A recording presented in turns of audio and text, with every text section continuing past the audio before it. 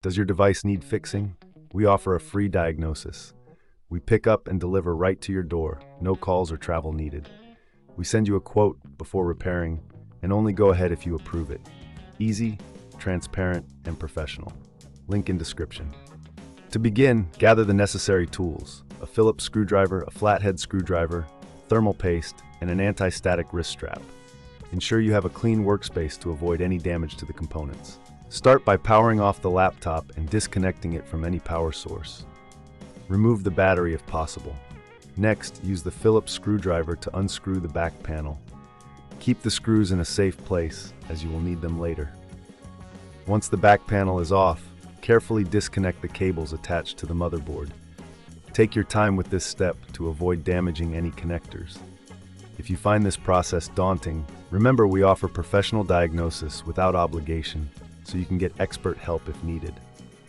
Now, focus on cleaning the internal components. Use compressed air to blow out any dust from the fans and heat sinks. This is crucial for maintaining optimal performance and preventing overheating. Make sure to clean the area around the CPU and GPU as well. Next, inspect the motherboard for any visible damage, such as burnt components or broken traces. If you notice any issues, you may need to replace specific parts. For this, having the right tools is essential. A multimeter can help you test the components for continuity. If you need to replace any parts, ensure you have the correct specifications. You can find these details in the laptop service manual or online. Once you have the replacement parts, carefully solder them in place, ensuring a solid connection. If soldering isn't your forte, consider our pickup and delivery at your home service, which makes it easy to get your laptop to a professional without any hassle. After replacing any damaged components, apply thermal paste to the CPU and GPU before reassembling.